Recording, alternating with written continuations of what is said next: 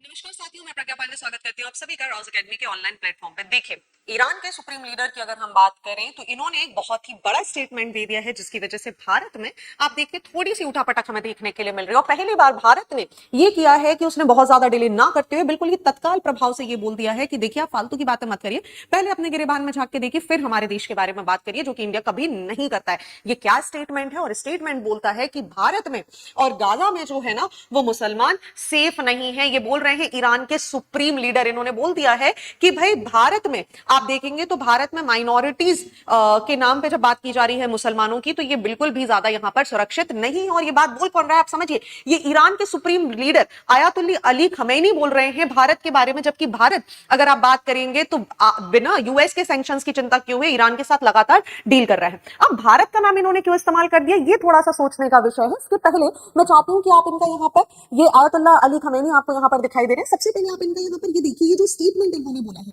ये क्या बोल रहे हैं? The enemies of Islam has always tried to make us indifferent with regard to our shared identity as Islamic उम्मा। ये बात कर रहे हैं कि देखिए, जिस तरीके से शिया और सुन्नी दो तरीके से इस्लाम यहाँ पर डिवाइडेड है, जो इस्लाम के खिलाफ लोग हैं ना, ये हमें और ज्यादा सेपरेट करने की कोशिश कर रहे हैं, लेकिन इनको ये नहीं पता कि हम सभी लोग एक हैं। पहली बात तो ये स्टेटमेंट दे रहे हैं। दूसरी बात ये बोल रहे हैं कि हम बिल्कुल भी कंसीडर नहीं करते, अपने आप को मुस्लिम हमें नहीं कंसीडर करना चाहिए अगर जो हमारे भाई हैं, जो हमारे लोग हैं म्यांमार, गाजा और इंडिया में, जो और दूसरे पार्ट्स ऑफ वर्ल्ड की अगर हम बात करें, अगर यहां पर भी हमारे लोग सफर कर रहे हैं ना, और अगर हम इस बात को देख रहे हैं, हम सह रहे हैं, तो हम फिर मुसलमान कहलाने लायक नहीं है। अब आप सोचिए कितना बड़ा स्टेटमेंट है। ठीक है, म्यांमार का इशू समझ में आ रहा है, गाजा का इशू समझ में आ रहा है, इंडिया के बारे में यहां पर क्यों बात की जा रही है, ये थोड़ा सा चिंता का विषय है। क्यों? क्योंकि इंडिया एक सॉफ्ट डिप्लोमेसी, आप हमारे नाम ले लेते हैं, आप हमारे बारे में कुछ भी उल्टा सीधा बोल देते हैं, लेकिन हम कभी भी क्या नहीं कर सकते, आपके साथ कोई भी बायलैटरल रिलेशन को यहां पर पॉज नहीं करते हैं।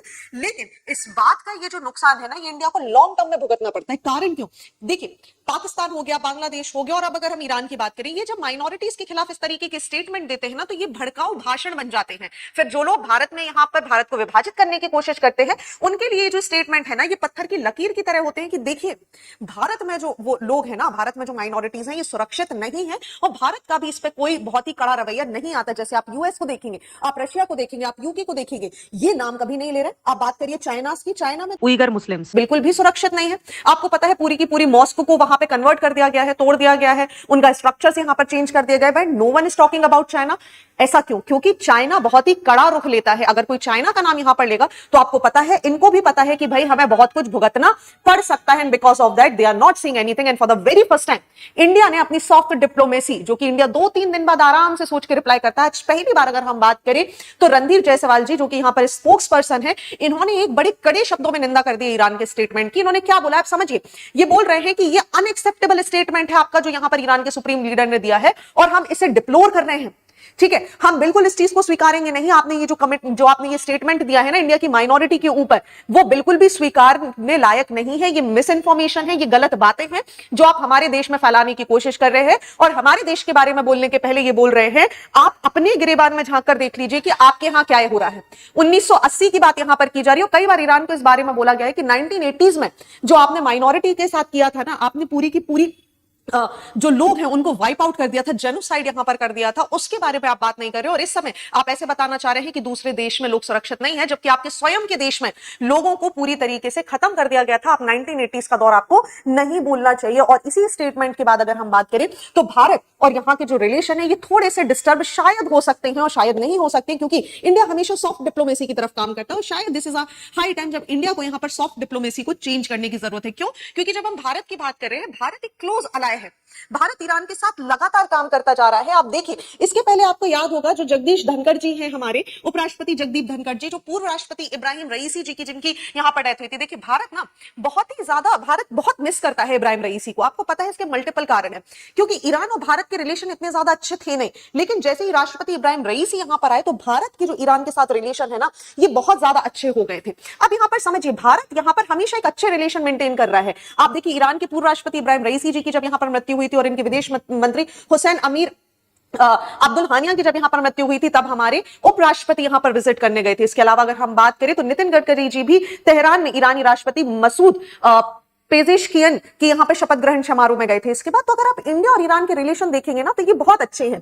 इंडिया को कभी भी प्रॉब्लम नहीं है ईरान के साथ। क्यों? क्योंकि इंडिया लगातार एक क्लोज, एक सॉफ्ट डिप्लोमेसी के लिए काम कर रहा है। लेकिन जब तक रईसी जिंदा थे तब तक हम बात करें कि इंडिया के जो रिलेशन थे ये काफी अच्छे हो चुके थे, क्योंकि पाकिस्तान कई बार यहाँ पर मुद्दे उठाता था यूनाइटेड नेशन में कि भाई पीओके सारे मुस्लिम नेशंस को यहाँ पर एक साथ आना चाहिए, इस्लाम के बारे में यहाँ पर बात करनी चाहिए। लेकिन रईसी ने कभी भी इस बात को एंटरटेन नहीं किया। इनफैक्ट जाते जाते रईसी बहुत अच्छा काम कर गए कि हमारे लिए 100 साल के लिए पोर्ट तक देके चले गए लीज पर।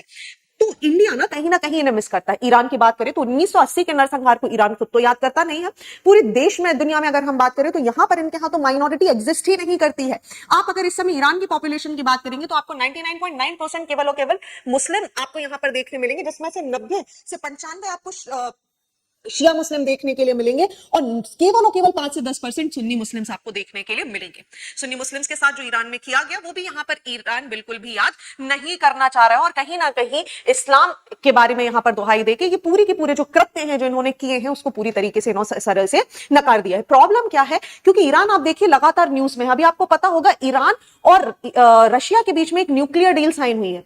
मतलब ईरान भी शायद यहाँ पर न्यूक्लियर वेपन्स को लेकर काम करेगा। अब आप सोचिए इस बात से ना यूएस और यूके में इतना बड़ा तहलका मचा हुआ है ना इस समय कि ईरान जो ऑलरेडी सैंक्शन से सफर कर रहा है, ईरान जो अपनी बहुत ही रिजिड मोरल पुलिसिंग टेक्निक्स के लिए जाना जाता है, जहां पर दुनिया भर में ईरान को कहीं ना कहीं यहां पर प्रॉब्लम की नजर से देखा जा रहा है। स्पेसिफिकली जब हम बात करें तो इजराइल हमस वॉर के बीच में ईरान की जो प्रॉक्सीज हैं जो हमस और बाकी लेबनान ग्रुप्स के साथ, वो भी कहीं ना कहीं अच्छे नजरिए से नहीं देखी जा रही है। ऐसे में ईरान के इस तरीके के स्टेटमेंट, वो भी भारत जैसे देश के साथ जहां पर आप बात करेंगे कि मल्टी लिंग्विस्टिक, मल्टी रिलीजन के लोग एक साथ रहते हैं, ये थोड़ा सा ठीक हमें देखने के लिए नहीं लगता है। हो सकता है इस स्टेटमेंट के बाद जो हमारी फॉरेन मिनिस्ट्री ने किया है, तत्काल प्रभाव से जो यहां पर एक रिटेलिएशन वाला एक स्टेटमेंट दिया है, शायद भारत अपनी डिप्लोमेसी को यहां पर बिल्कुल बदलेगा। आपका क्या विचार है? क्या भारत को सॉफ्ट डिप्लोमेसी की तरह ही रहना चाहिए या भारत को यूएस, यूके, रशिया और चाइना जैसा बिल्कुल कठोर शब्दों का प्रयोग करना चाहिए कि भाई आपके स्टेटमेंट हमारे देश में शांति फैला सकते हैं, तो आप कोई भी फालतू की बकवास हमारे देश के बारे में ना कीजिए। आपका क्या विचार है? आप मुझे कमेंट सेक्शन में जरूर बताइएगा। Thank you and see you soon.